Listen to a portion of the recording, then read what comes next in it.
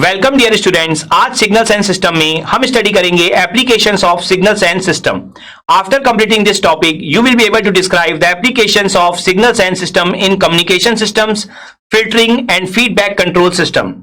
सो basically ये जो topic है आपका वो थ्योरिकल पॉइंट ऑफ व्यू से आपके लिए बहुत ही ज्यादा इंपॉर्टेंट होगा। यहां पर एग्जामिनेशन पॉइंट ऑफ व्यू से आप यहां पर थ्योरिकल टाइप के क्वेश्चन एक्सपेक्ट कर सकते हैं, लेकिन वैसे भी ये थ्योरिकल पॉइंट ऑफ व्यू से आपके लिए इतना ज्यादा इंपॉर्टेंट इसलिए है क्योंकि इस टॉपिक को अंडरस्टैंड करने के बाद आप ये अंडरस्टैंड कर पाओगे कि सिग्नल एंड सिस्टम को स्टडी करना, बहुत अच्छे से अंडरस्टैंड करना हमारे लिए क्यों बहुत ज्यादा जरूरी है। क्योंकि जब तक आप सिग्नल एंड सिस्टम को स्टडी नहीं करोगे, अंडरस्टैंड नहीं करोगे, आप communication system, filtering, control system, ये सारे सब्जेक्ट बहुत अच्छे से अंडरस्टैंड नहीं कर पाओगे। तो इस सब्जेक्ट की या इस टॉपिक की आप बोल सकते हो इंपॉर्टेंस जो है वो बहुत ही ज्यादा है। तो इस टॉपिक को आपको बहुत अच्छे से अंडरस्टैंड करना है। सो चलिए टॉपिक यहां पर स्टार्ट करते हैं। तो यहां पर हमें स्टडी करना है applications of signals and system. तो सबसे पहले जो एप्लीकेशन हम स्टडी करेंगे वो हम स्टडी करेंगे यहां पर कम्युनिकेशन सिस्टम में। तो कम्युनिकेशन सिस्टम में सिग्नल एंड सिस्टम का एप्लीकेशन क्या होता है, क्यों इतना ज्यादा इंपॉर्टेंट होता है हमारे लिए सिग्नल एंड सिस्टम के कंसेप्ट को स्टडी करना बिफोर।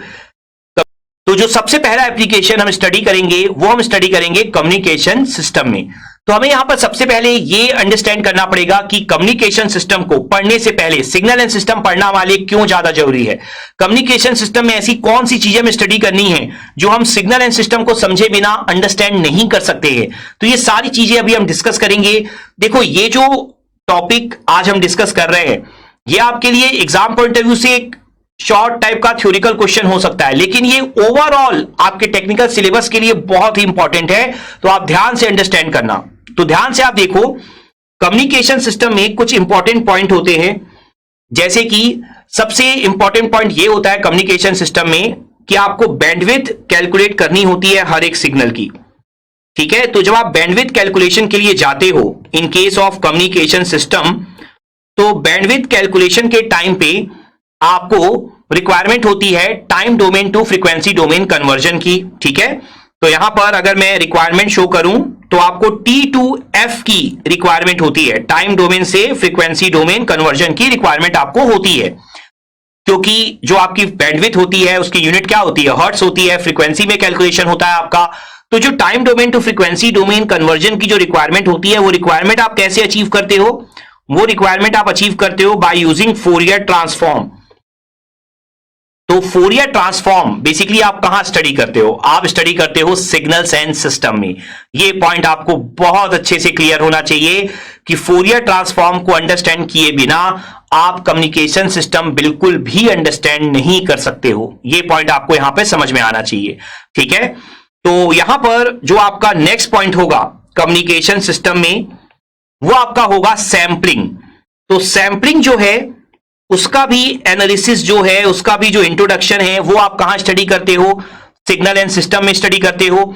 और सैंपलिंग जो है आपकी, जब आप डिजिटल कम्युनिकेशन स्टडी करते हो तो सैंपलिंग की इंपॉर्टेंस जो होती है बहुत ही ज्यादा होती है डिजिटल कम्युनिकेशन के केस में।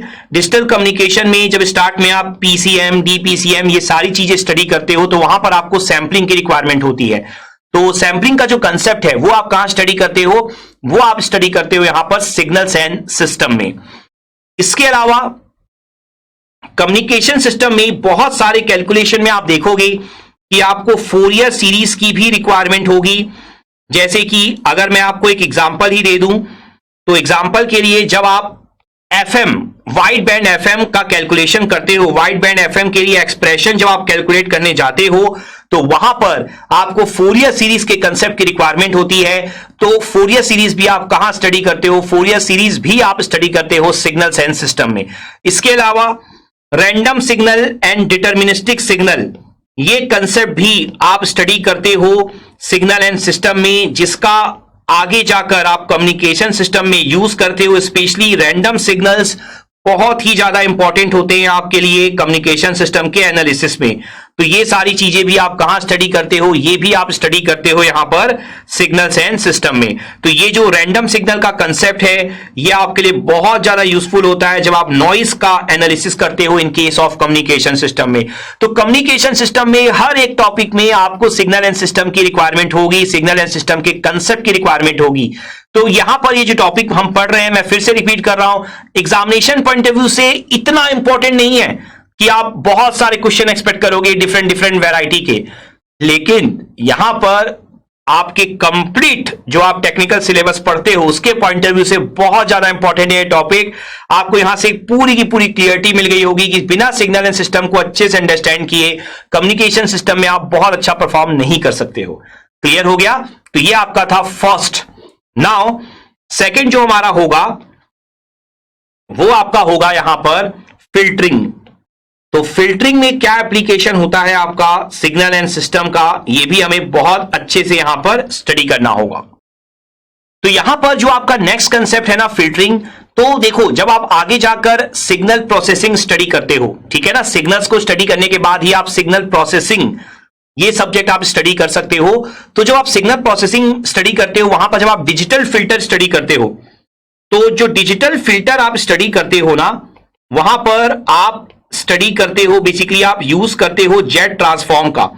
और जो जेट ट्रांसफॉर्म आपका होगा वो आप कहां स्टडी करने वाले हो, वो आप स्टडी करने वाले हो सिग्नल एंड सिस्टम में। तो जो आपका डिजिटल फिल्टर का कंसेप्ट है जो आगे जाके आप सिग्नल प्रोसेसिंग में स्टडी करने वाले हो वो आपका इनकम्प्लीट है जब तक आप जेट ट्रांसफॉर्म को स्टडी ना कर लो, जब तक आप यहां पर डीटीएफटी को स्टडी ना कर लो। तो ये सारे कंसेप्ट आपके लिए बहुत ज्यादा इंपॉर्टेंट होंगे फिल्टरिंग, डिजिटल फिल्टर को स्टडी करने के लिए जो आप सिग्नल प्रोसेसिंग में स्टडी करने वाले हो। इसके अलावा जो आप नॉर्मल फिल्टर भी स्टडी करते हो, जो आप टी डोमेन में स्टडी करते हो, एनालॉग डोमेन में स्टडी करते हो, वहां पर भी अगर आप देखोगे तो आपको ट्रांसफर फंक्शन की रिक्वायरमेंट होती है। तो वो सारी चीजें भी लाइक लाप्लास ट्रांसफॉर्म जिसके थ्रू आप ट्रांसफर फंक्शन अचीव कर सकते हो, वो सारी चीजें भी आप सिग्नल एंड सिस्टम में पढ़ते हो। लेकिन जो ये कंसेप्ट है आपका डिजिटल फिल्टर वाला जो आप सिग्नल प्रोसेसिंग में पढ़ते हो वो आपके लिए बहुत ज्यादा इंपॉर्टेंट होगा, जो आपको हर हाल में ध्यान में रखना होगा। ठीक है, तो फिल्टरिंग में भी सिग्नल एंड सिस्टम कंसेप्ट की इंपॉर्टेंस बहुत ही ज्यादा है। नाउ अगर यहां पर मैं अब थर्ड कंसेप्ट की बात करूं तो थर्ड कंसेप्ट है आपका feedback control system.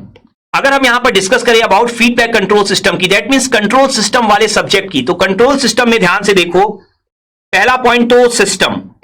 Control system में जैसे आपको सिस्टम दिखाई दे रहा होगा, तो जो सिस्टम का बेसिक्स है, सिस्टम का जो इंट्रोडक्शन है, बेसिकली अगर मैं यहां पर बात करूं तो जो एलटीआई सिस्टम आपका होता है जो कि आप कंट्रोल सिस्टम में यूज करते हो, तो एलटीआई सिस्टम का जो कंप्लीट कंसेप्ट है वो आप कहां स्टडी करते हो, वो आप स्टडी करते हो सिग्नल एंड सिस्टम में। इसके अलावा सिस्टम के जो बेसिक्स हैं जो आपको कंट्रोल सिस्टम में रिक्वायरमेंट होगी वो सारी चीजें भी आप कहां स्टडी करते हो, इन डेप्थ स्टडी करते हो सिग्नल एंड सिस्टम में। तो आपको यह ध्यान देना होगा कि अगर आपको कंट्रोल सिस्टम को अंडरस्टैंड करना है तो पहले आपको सिस्टम को अंडरस्टैंड करना होगा, और अगर आपको सिस्टम को अंडरस्टैंड करना है तो पहले आपको सिस्टम का बेसिक समझना होगा, एलटीआई सिस्टम के बारे में जानना होगा। ये दोनों ही चीजें आप सिग्नल एंड सिस्टम में ही स्टडी करते हो। तो ये भी आपके लिए बहुत ज्यादा इंपॉर्टेंट रहने वाला है कि आप सिस्टम को अंडरस्टैंड करो, तभी आप कंट्रोल सिस्टम को अंडरस्टैंड कर पाओगे। नाउ अगर मैं आपको एक और पॉइंट समझाऊं तो कंट्रोल सिस्टम में आपको ट्रांसफर फंक्शन कैलकुलेट करना होता है, और ट्रांसफर फंक्शन कैलकुलेशन के लिए आपको रिक्वायरमेंट होती है लाप्लास ट्रांसफॉर्म की।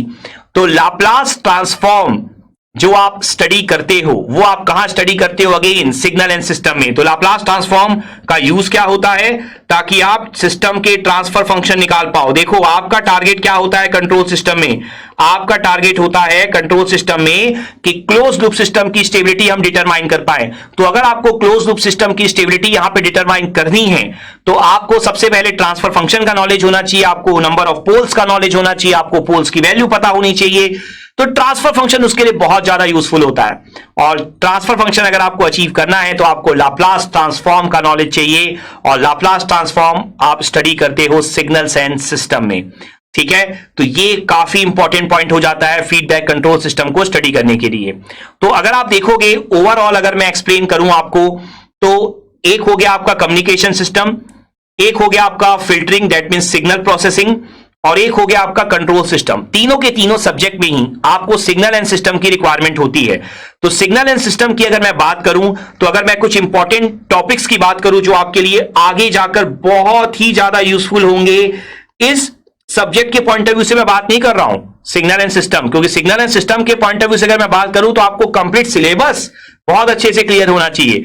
लेकिन अगर मैं बात करूं कि अदर सब्जेक्ट्स में जो इंपॉर्टेंस है इस सब्जेक्ट की, उसके अकॉर्डिंग आपको कौन कौन से टॉपिक बहुत अच्छे से समझ में आने चाहिए, तो आप देखो, आपको यहां पर फोरियर ट्रांसफॉर्म जो है वो बहुत ही ज्यादा अच्छे से क्लियर होना चाहिए।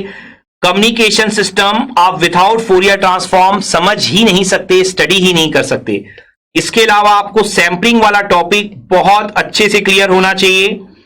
इसके अलावा आपको लाप्लास ट्रांसफॉर्म, ये टॉपिक भी बहुत अच्छे से अंडरस्टैंड करना होगा। देखिए, फोरियर सीरीज इंपॉर्टेंट है लेकिन इतनी भी ज्यादा यूज नहीं होती अदर सब्जेक्ट में, लेकिन Fourier transform, sampling, Laplace transform, ये आपके बहुत ही ज्यादा इंपॉर्टेंट टॉपिक होंगे। इसके अलावा अगर मैं डिस्कस करूं तो जेट ट्रांसफॉर्म एंड डीटीएफटी, ये भी आपके लिए काफी इंपॉर्टेंट टॉपिक रहने वाला है। स्पेशली जेट ट्रांसफॉर्म पे आपको बहुत ज्यादा फोकस यहां पर करना होगा। और इसके अलावा अगर मैं यहां पर बोलूं तो basics of signals and system जो हम स्टार्ट में स्टडी करते हैं, इन पे भी आपको बहुत ज्यादा फोकस करना है। क्योंकि देखो, सिस्टम का बेसिक्स क्यों चाहिए, क्योंकि आपको स्टडी करना है कंट्रोल सिस्टम, वहां पर एलटीआई सिस्टम को भी आप इंक्लूड कर लीजिए। और बेसिक्स ऑफ सिग्नल्स की रिक्वायरमेंट क्या होगी ये भी आप अंडरस्टैंड कर लीजिए। जब आप बात करते हैं ना बेसिक्स ऑफ सिग्नल्स की, तो बेसिक्स ऑफ सिग्नल्स में जब आप ऑपरेशन पढ़ते हैं, जब आप बहुत टाइप के कंटीन्यूअस टाइम सिग्नल स्टडी करते हैं, स्टैंडर्ड जब आप डिस्क्रीट टाइम सिग्नल स्टडी करते हैं, लाइक स्टेप हो गया, कंटीन्यूअस में बात कर रहा हूं, स्टेप हो गया, रैंप हो गया, पैराबोलिक हो गया, ठीक है, सिग्नम फंक्शन हो गया, आपका गेट फंक्शन हो गया, ट्रायंगुलर पल्स हो गई, इसी तरीके से डिस्क्रीट में भी बहुत सारे स्टैंडर्ड होते हैं आपके। तो जब आप ये सारी चीजें स्टडी कर लेते हैं ना, तो ये चीजें आपकी बाकी सब्जेक्ट्स में बहुत ज्यादा यूज होती हैं।